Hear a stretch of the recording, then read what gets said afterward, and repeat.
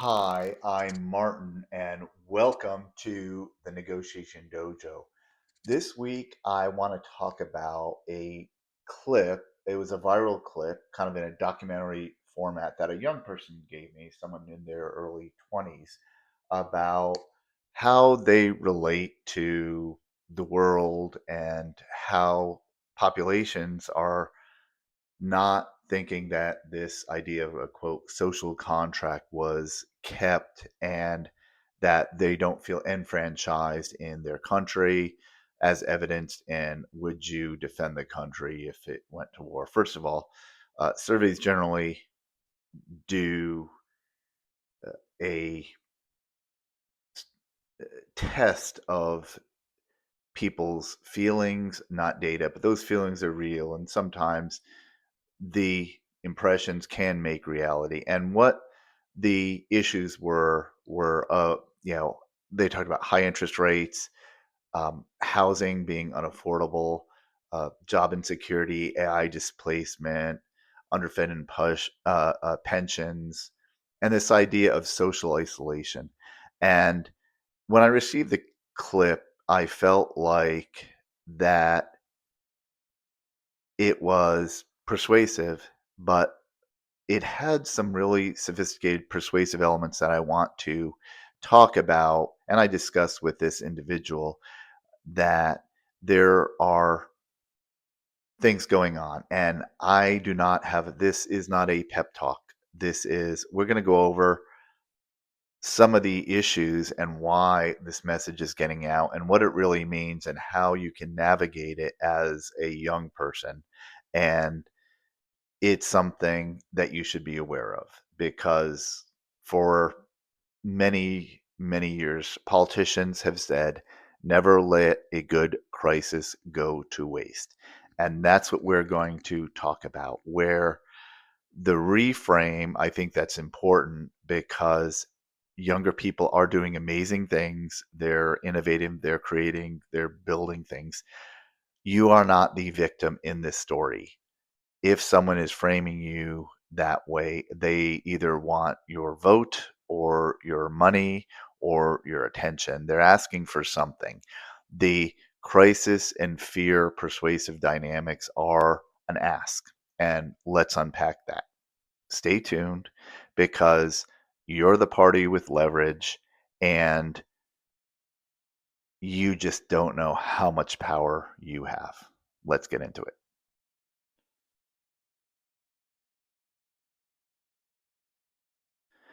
Let me start with where you actually are, because persuasion that skips the pain isn't persuasion, it's just noise. There are real dynamics: high interest rates, housing costs, job insecurity, AI displacement, unfunded pensions, social isolation. These are things that cause anxiety that we hear a lot about. But treating any social contract, if this is a social contract, as a pure quid pro quo that has failed, um, that mindset is self reinforcing, and it basically robs you of the power. And you have an immense amount of power using influence, negotiation, and persuasion. And that's what we teach every month in our dojo, and also with our online courses in thepersuasionlab.com. So, the one critical thing that's important to remember is, in all of negotiation, the story you tell about yourself determines the deal you will get. If you're doing a M&A deal at the highest level, if you're trying to settle a dispute with a neighbor over who cut whose tree down, everything determines the story you tell about yourself: who you are, what rights you have, what you don't. So the story you should be telling yourself now is the opportunity historically anomalous opportunity you have in front of you, because it's hard to believe things are pretty good right now. There are absolute difficulties, and we'll really unpack that. One which I'm going to spend a fair amount of time is social isolation in the post-COVID era. Um, and it seems chaotic. You have these things: the interest rates, job security, displacement, pension, social isolation. Seems chaotic, but we need to put them in order, because in the midst of chaos, there is also opportunity. That's a quote by Sun Tzu. He said that like 2,400 years ago. So the way we can navigate chaos, and things were pretty bad with life expectancies around 40 something years old back then, if that. Uh, Things have improved by large amounts, in some cases by orders of magnitude. So, what you can do now is not think I need to know what the future is. I'm Nobody can really tell the future, but what you can do now is A/B test on a small scale. I'll be talking about this concept of baby steps, but when you test things and don't limit your perspective, you essentially, there is no ceiling, but we have a lot of uncertainty. And how do we deal with that? The first thing you have to do is not cap it. Think about, this may lead to something great, not this is going to hinder me, this is going to hurt me. Um, I just did a post on an article on how the first wave of legislation for regulating AI basically got it totally wrong. Some of those predictions by the legislature were so off, they actually never um, brought those laws into enforcement, because the fight they thought they would have fighting is not existent. And some fights that they should have fought, they missed, because guess what? In new technologies, new social moves, we can't predict the future. We can A/B test, we can baby step it, we can figure out what the harm is before. Getting out in front of that harm ahead of time is very difficult, because this technology is moving fairly fast. So I want to talk about the limits we put on ourselves. And One of my friends was giving a speech, and he used this metaphor. You've heard it probably before, but um, if you contain fleas in a box or a jar, let's say, they will jump out. They will not be able. They won't stay. They'll hop right out. If you take that jar and put a cap on it, they will stay there. And after 30 minutes or so, if you remove the cap, they won't go out of the jar. They have this perception that the cap is still there when it isn't. My biggest issue in technology change is we tell ourselves there are limits, there are caps, when we don't know that. And it's up to you to push that perceived boundary. What you saw was a boundary before, uh, versus that. For example, this idea of AI is going to take all our jobs may very well, but there will be a glide slope, let's say a rearranging of the types of jobs we'll have, and a lot of the data, it's just not showing that. There hasn't been this massive um, unemployment thing. In fact, employment is historically low. When I went to school in the 80s, the structural rate of unemployment was something around 6%. It's been at 4% for years. Every generation thinks about not looking at the possibilities of the new deal. They're kind of grieving the old deal of I had, or my parents had these things and I'm not having them. And that may be true. I think the biggest problem is the differential right now between earned income and housing costs.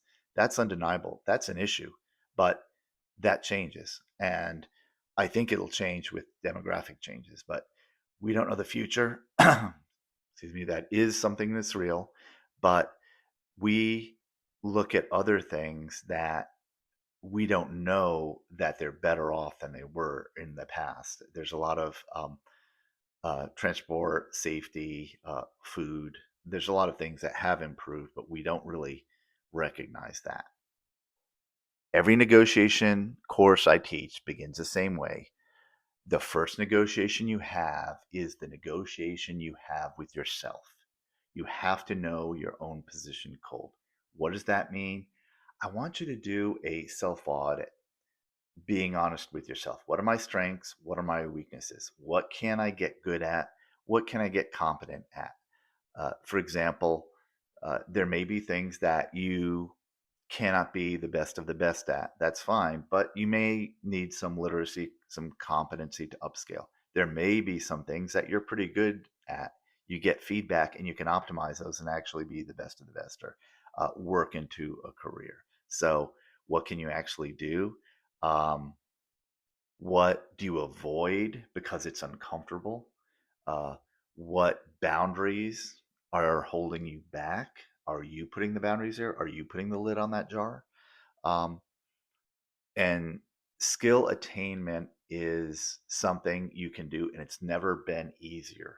You can ask any question, you can have a Socratic discussion with an AI verbally, and you can learn, like, what does that word mean? You use this word. Tell me more about this. It's been a wonderful tool for me to learn on some things that I would have to take hours in the library or online searching random sites, where I can get a pretty good high confidence um, general idea of what the topic is.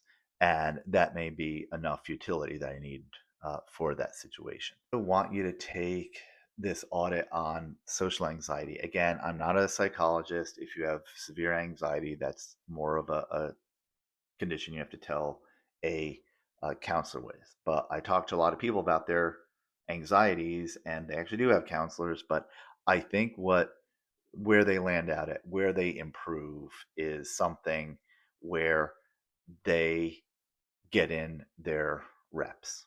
Uh, Miyamoto Musashi, samurai swordsman of, I think, the 14th century, said, you can only fight the way you train. In other words, or I think the way you practice, let's say. I think is a contemporary, but getting your reps in, those little baby steps to make you a better person.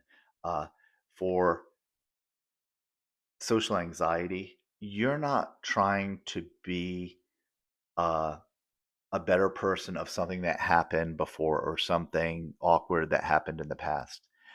Your goal today is to be a better person tomorrow. Not the person you were, the person you want to be. So forget about any social awkwardness. Today's victory over yourself of yesterday has nothing to do with your real victory. The victory of tomorrow you'll get over lesser people. And that's basically a paraphrase of another thing Miyamoto Musashi said. And you can't get better in isolation. Humans are communal. Um, you're going to get out. Jobs come from personal relations more than they do at certain levels than filling out an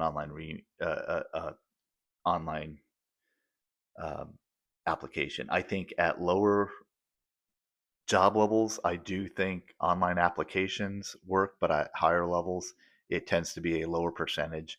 One executive recruiter counselor told me pure online is something like 3% if you're on that executive level. But if you're on a more entry level, your percentage is a lot higher. Um, Personal relationships do matter at all levels. So if you can get those personal relationships today, that'll help you tomorrow. Uh, Never mind about those 300 applications you did online and you were dispirited because you got nothing with them. Join the club. I mean, when I've done the same thing. When I first started, I counted over 300 applications. This is the day when you had to like put stamps, and so it was not only was a time consuming, it was very expensive. And I had a mail merge and I did that, but it was a physical mail thing, and I got absolutely no replies. Um, so with anything, you're not competing with the housing market or the job market this month. You're competing with the version you had in the past, because in the future, it'll be different. So that's who you're competing with. You can upskill, get new data, get more creative, push those boundaries. How do we do that? There are a few shortcuts we can take.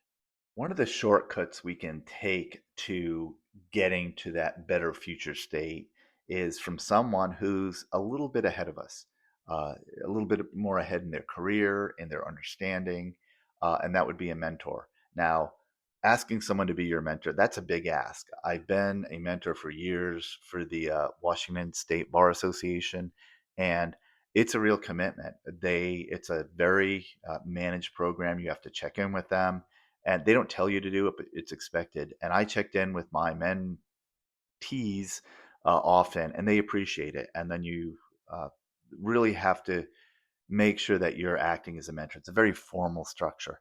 But if you go up to someone and say, "Hey, will you be my mentor?"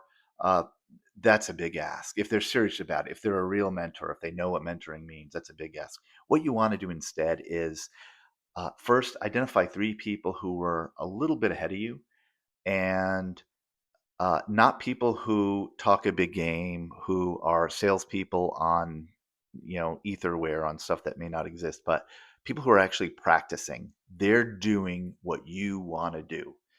Find them and then ask a simple question. Say, "Hey, uh, can you spend 5 minutes and kind of describe how you got there?" uh, in your position, because it's really interesting to me. And then if they give you more time, then just say, "Tell me more," quote, "tell me more." That'll engage more. And I have a whole other video about that line of questioning. But it has to be a small ask where you think they can do the question in like 5 minutes. If it's longer, you're asking for a lot. But what you're doing with getting a mentor, this informal mentor, is not uh, professional mentor structure. You're getting a relationship with that person. I want them to know where I am, where I'm going. The more people know where you want to go, the more you're top of mind, the more they can help find you opportunities. And that requires this idea of socialization. And after you do what they did, or I want you to follow up. That helps the relationship. So identify those people, do that small ask, and three, follow up. When a mentor hears that they gave you something that was valuable, that it actually helped you, or you actually did it, that closing of the loop really gives them a lot of self worth. They think they're helping the next generation, or it may be a peer, it may be someone in your generation who's just a little bit better off, but they've gotten somewhere. That's the way you build that community. The opportunity is the disruption itself. All this disruption you say, that's the opportunity. That's the order. You're going to find your order in what seems like chaos. But those who are trying to persuade, influence, and quite frankly, manipulate you have a certain narrative, and it was in that clip because, quite frankly, it sells. So here's a quick persuasion lesson. Um, Fear, scarcity, doom sells. Every election cycle, I will view a politician say, "We have a bracket, fill in the blank crisis," whatever they want. And the pitch is, "I have your answer because everyone else before me screwed up," even though a lot of people have probably been working on the same project, and the same quote crisis. But is it a real crisis? That's up to interpretation. But fear, scarcity really are default tools of politicians, journalists, people who are trying to sell you something where if you can spend money, your life will be improved. There is a big push to popularize studies on gloom and doom and how bad things are. There's counter studies by reputable people. I think Deloitte did a study where young people are pretty optimistic. This was a global survey and found more than half of Gen Z expected their finances to improve within a year. Um, the majority of American teens in 2026 do have optimism about their futures. Um, and I don't think this is like naive cheerleading. I think that's the pattern reasserting themselves about some media sophistication and media literacy on when you hear a lot of gloom and doom, there's a certain amount of questioning and suspicion because you have to think about what am I being sold? Why do they want me to do this? And it may be interesting to look at, but you don't want to change your life course based on someone's dystopian dream. The young build and older people want you to be competent. They want you to help them and they want you to be persistent because they will talk you down. They'll challenge you because they want to put their hope in you that your youth and your energy and your brain can help them. But they're risk averse. That's why they may talk you down, they may put you down, they may be fault finding.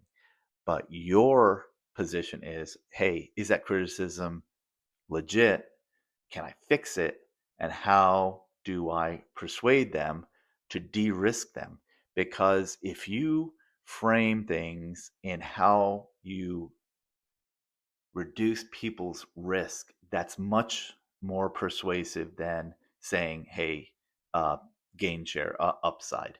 So that's a little bit of a bias we have. And we teach that in the negotiation dojo course and how to frame around those things. But de risking yourself, your young person, less experienced, they want you to do the job. What they really want you to do is be persistent because if you're competent and you're persistent, that's who they want to be part of their world, their team, and build the future and hand the reins over to you.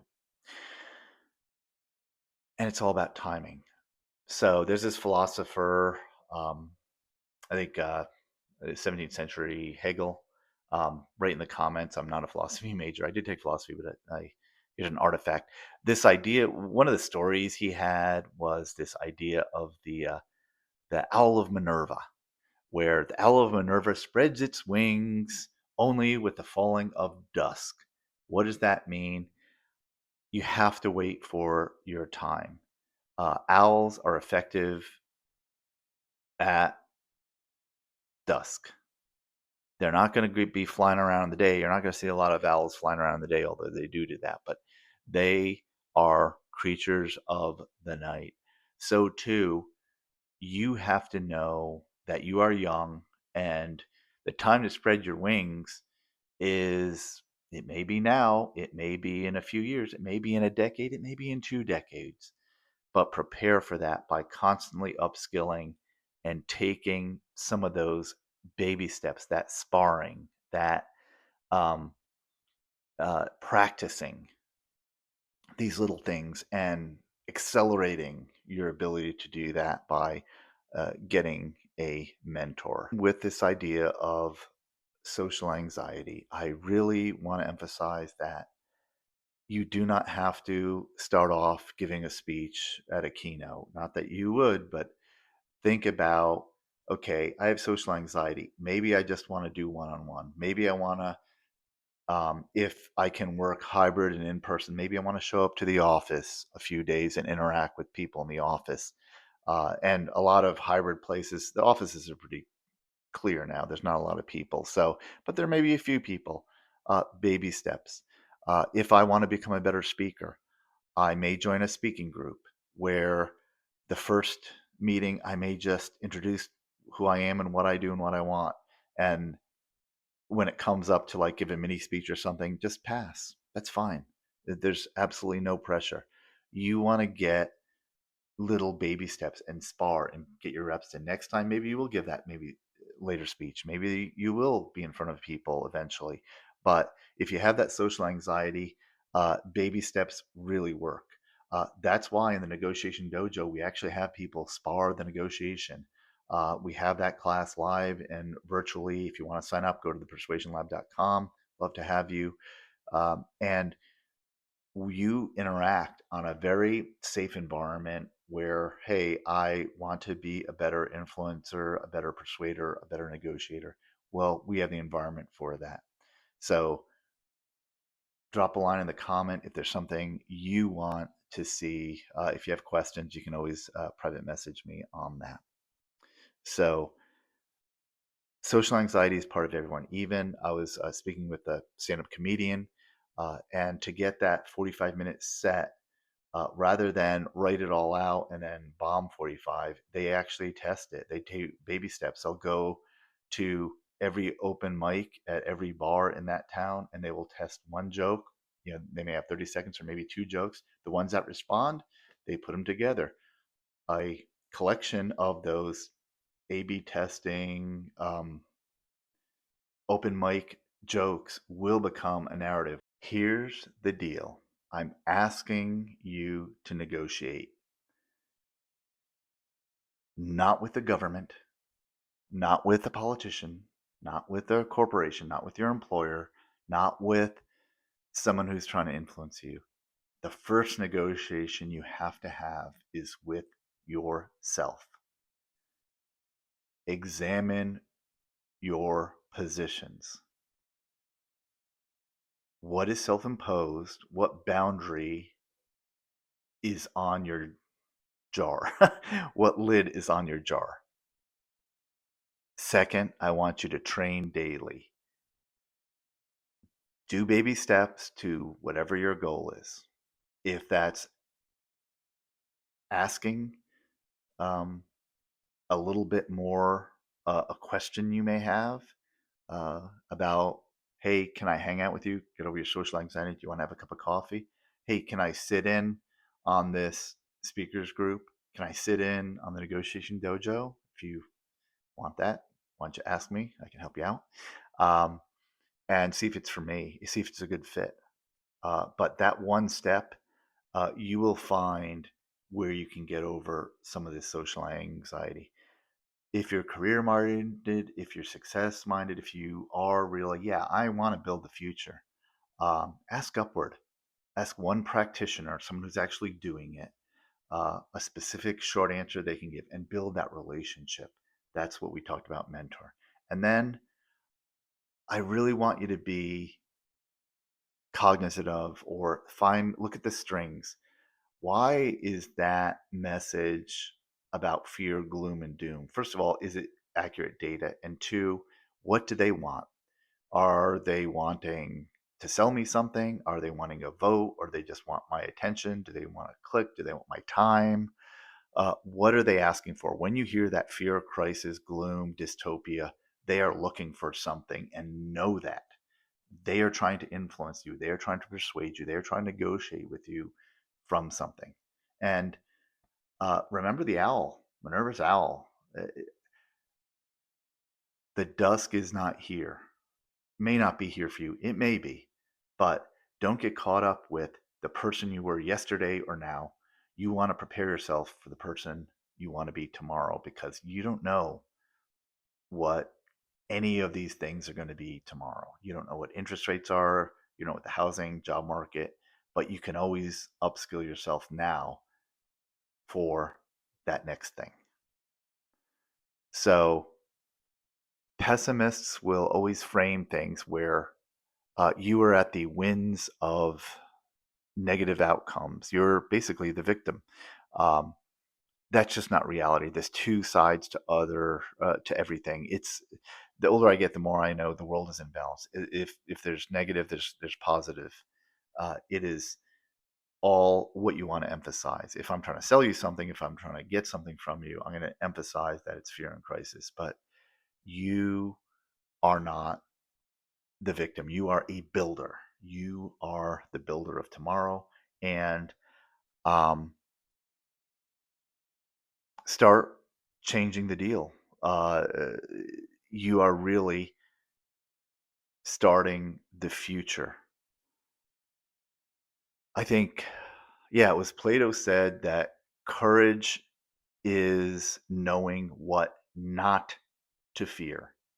And essentially, spoiler alert, fearlessness is probably the best move because um, risk mitigation is one thing, but out and out fear, it shuts down a lot of systems that let us function. So don't fear the headlines.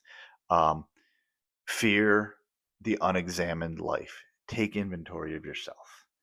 Thank you for listening in the Persuasion Lab. And I want to know if you did one thing this week. Put it in the comments. I reply to all the comments. Let me know what you did, taking that baby step or that rep on how you overcame something or built something or got a new relationship or overcame a little bit of social anxiety. Or I noticed that they were trying to persuade me. I want to hear about it all. Like and subscribe. Thank you so much. We have a lot of content on thepersuasionlab.com, so please check that out. Thank you, and I'm wishing you a winning negotiation. Thanks.